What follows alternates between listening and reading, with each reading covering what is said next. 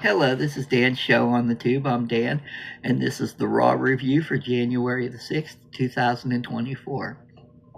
A beautiful video package was shown to start the show, and it talked about wrestling's place in modern culture, and it was just another one of those just WWE completely knocked it out of the park videos that they always produce. Their video work is so amazing that people, I don't think, quite appreciate it because they don't know what it's like to not have it. The WWE has just the best video producing people in the country, and it's amazing how well they do. The video was shown on these giant curtains, which were dropped to show Triple H in the ring. Triple H welcomed the crowd and welcomed everybody to the Netflix era. Then next up, The Rock came out and talked about traveling to the shows with his dad, Rocky Johnson, and announced that it is the largest gate in WWE history for an arena show. And then he talked to some of the Netflix higher ups, and he talked about Cody and about how wonderful a job Cody's done in the last year, and talked to some Netflix higher ups, and talked about Roman Reigns, and that he believes that Roman is truly the tribal chief and that he will be watching. The first match on the show was the Tribal Combat match between Roman Reigns and Solo Sikoa. It was for the one to be considered the one true tribal chief and the holder of the Ula Fala. Late in the match, Tama Tonga pulled the referee out after Roman powerbombed Solo through a table. Jacob Fatu then attacked Roman. Solo Sikoa spiked the referee. And then Sami Zayn and Jimmy Uso come out and beat up Solo. Then Roman hit a spear, but the new referee wasn't able to get a 3 count. By the time he got to the ring, he could only get a 2. Then Sami and Jimmy chased the Tongans to the back, and while that was going on, Kevin Owens snuck in from behind and hit Roman with a stunner. Cody then come out and took out Kevin Owens. They fought through the crowd, and Roman hit 2 spears on Solo for the win. Paul Heyman went to place the Ula Fala on Roman's neck, and The Rock came out and took the Ula Fala from Paul Heyman and placed it on Roman's neck. While that happened, the Topps Card Company took a photo of Roman and Rock and produced a card and got them to sign it, and it's going to be a 1 of 1 put in packs this year. Whoever gets that card is getting a heck of a collectible. I've seen it. I collect cards myself, and it's an absolutely beautiful card. CM Punk was shown warming up in the women's locker. Take 2. CM Punk was shown working out in his locker room. A video for the Royal Rumble 2026 in Riyadh, Saudi Arabia was shown. I'm good with us having foreign pay-per-views. I'm good with the WWE traveling everywhere. But I'm a real big fan of the Big 4 staying in the United States. Traveling to Canada is one thing. At least it's North America. But a trip to Saudi Arabia for a Royal Rumble, I think it's going to get them a boatload of cash, but I think it's going to be, I don't think it's going to have the crowd that a live WWE pay-per-view crowd generally has in the United States. A bunch of the wrestlers were shown partying in a luxury box. I seen Katana Chance and Kate Carter. I seen The New Day. I seen Dragon Lee. There were a bunch of the other wrestlers there. looked like they were having a good time. Carmelo Hayes was there. Then they showed some celebrities and wrestlers in the crowd. Next up, John Cena come out. The crowd's really behind him, and I'm glad to see it. He's one of my all-time favorite wrestlers. I love what he does as far as his work with the crowds. I love the work he does with charity. I love the work he does with the kids. I really like everything about John Cena, and I think he was a amazing mic worker. He was capable in the ring. By no means a Bret Hart, but capable. And I'm glad to see that the crowd is finally starting to really embrace him. He talked about some possible opponents that he would have during his farewell tour, and that he doesn't see a 17th world title coming because it's been over 2,200 days since he's won a match. And he said it would take a miracle. He'd have to win Money in the Bank, or he'd have to win the Elimination Chamber, or he'd have to win the Royal Rumble. And he said he's not only entering the Royal Rumble, but he plans on winning it. I think a Rumble win would be a great way to start Cena's last year. I think it would be great for him to possibly take on Gunther at WrestleMania. I'd like to see, if that match does happen, I'd like to see Cena win it. I don't see Cena winning the Rumble and taking on Cody. Next up, a video package about Logan Paul was shown. Liv Morgan made her entrance for her match with Rhea Ripley for the Women's World Championship. Then more celebrities and wrestlers were shown, including X-Pac. X-Pac, it was a former European and tag team champion. He never won the Intercontinental title. I always thought he should have. I thought he would have been a good Intercontinental champion. If you can go back and see his match with Bret Hart on Raw, it was one of the first years Raw was out. It was it wasn't long after X-Pac's debut as the 1-2-3 Kid. That would be really the match to go back and see him in. Him and Bret just had, I know it's X-Pac's favorite match. Bret has always really spoke fondly of it too. And for Bret Hart to speak fond of something, it's got to be great. Next up, Rhea Ripley made her entrance, and Rhea faced Liv for the Women's World Championship, and Rhea Ripley won the match with 2 Riptides. Great to see Rhea finally get the belt back that she never technically lost. After the match, Dominic Mysterio came in the ring and reached out like he was trying to hug Rhea. And Rhea kissed the belt and laid it down and acted like she was going to hug Dom, and then punted him in his groin. Just totally just...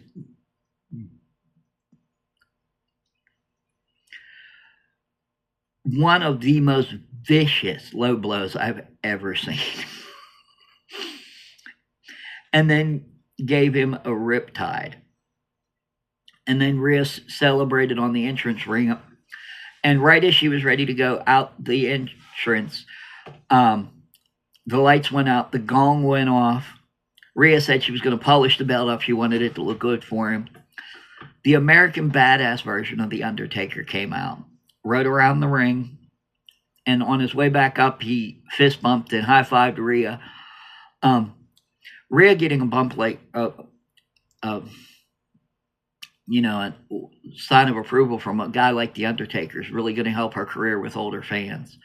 The Undertaker is just an absolute legend, and to get to see him anytime is great. I would have preferred to have seen the Dead Man than the American Badass, but everybody's got their own opinion and to each their own, but I personally like Dead Man Undertaker better.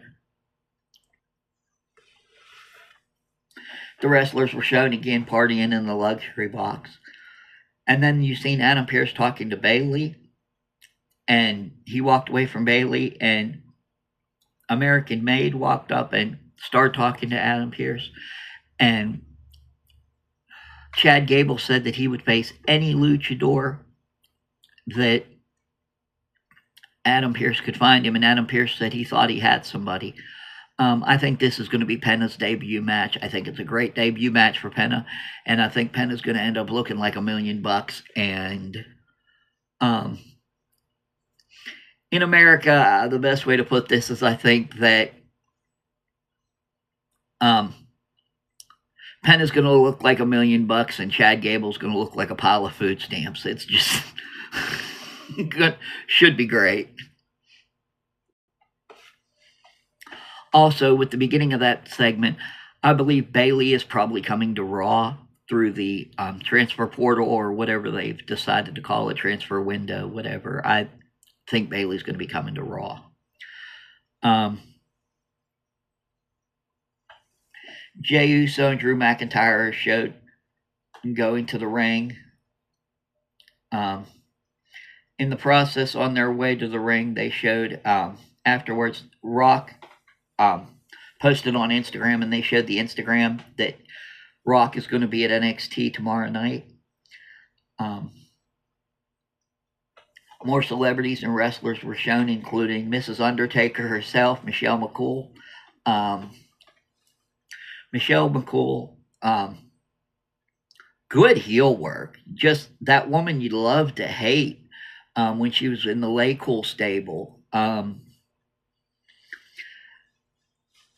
I really think she was a decent heel at a time when women's wrestling wasn't on par with what it is today.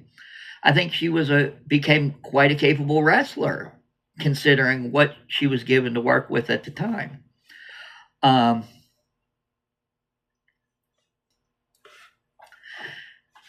Travis Scott was shown at the top of the arena in one of the entranceways. He was smoking a joint and standing there with a WWE title that he had written Hardcore Champion across in tape. Then Jey Uso came out, and they came to the ring together, and Michael Cole and Pat McAfee jumped up on top of the announce table and were trying to yeet. Pat McAfee is just so entertaining.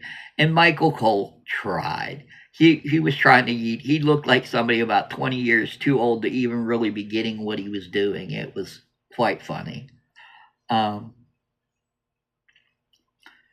McIntyre came out, and Jey attacked him starting the match. Jey ended up getting what I would have deemed an upset in this match.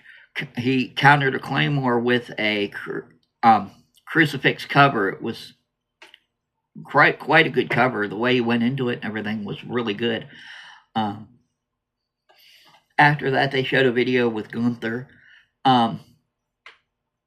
He's a good champion, but I don't see him making it past WrestleMania.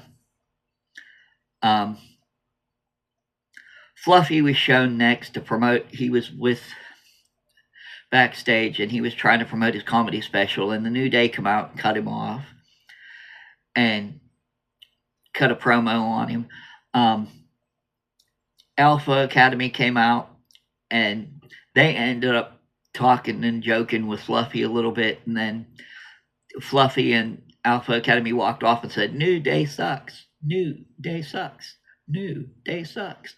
And the announcer said there was no time to talk to New Day. Paul Heyman and Roman Reigns were shown talking backstage, and Paul asked Roman when he could set up a time for the whole world to acknowledge him. And Roman said January 28th, and they walked into a locker room with the WWE 2K25 logo on the door. There will be a ton of 2K25 knowledge on the channel. I'm a huge video gamer, and that's one of my favorite games of the year every year. I can't wait. I'm curious to see what they're going to do. I don't see them topping this year's game, But I think they're going to come up with a great game, and it'll be nice to finally play as the Tongans and Jacob Fatu and some of the other guys on the roster, the Motor City Machine Guns, and whoever else they add to the game this year. It'd be curious. I can't wait to be able to play as them. It should be a lot of fun. Game generally comes out in March, but with Roman stating January 28th, I'm assuming they're going to come out with more game information on that day. Seth freaking Rollins was shown in his locker room. Then more celebrities were shown with different wrestlers in the crowd, and they showed Nikki Bella was there. I was interested in seeing that. Nikki Bella, to me, of course, again, everybody's got their opinion, but I'm going to toss my 2 cents in on this. Nikki Bella was one of the worst wrestlers I've ever seen. Brie was not much better. Nikki got slightly better towards the end of her career, but Nikki was still never on the level of most of the other girls on the roster at the time. She was no Lita or Trish or Victoria or a Jazz. She wasn't on that level. She was, but yet she managed to parlay it into a heck of a career, so you got to give her that. But of course, there are people that are famous for being famous all over this world and don't really do much to get it. But I'm curious if they're going to continue to use Nikki with, especially in the coming year with the issues with her and John Cena. Next up, Hulk Hogan and Jimmy Hart came out, and Hulk Hogan was booed out of the building. Nothing he talked about got any kind of real pop. He mainly was talking about his beer and talking about the recent contract signing with WWE and his Real American Beer, and then he was talking about WWE working with Netflix, and like I said, he got booed out of the building. It seemed like he was just there to be a giant advertisement. Stephanie McMahon was shown in the crowd. The company did a lot under her watch, especially with the women's wrestling and the women's division. Women's wrestling getting more of a chance on the shows, and them acquiring better wrestlers for the women and actually taking the time to work with female talent was pretty well all because of Stephanie McMahon. The main event was Seth freaking Rollins and CM Punk. CM Punk won after 2 go-to-sleeps. They both did each other's finishing moves during the match. It was a pretty good back and forth. I enjoyed it. But and I'd go as far as to say the match of the night, though, was the Rhea and Liv match, simply because of the result. None of the matches were like 5-star standout, oh my God matches. But it was great to see Rhea get the title, and that's probably going to be one of the, in the top 5 or top 10 show, whatever I decide to do this week.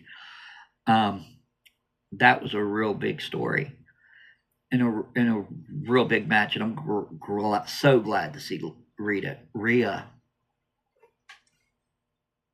get the belt.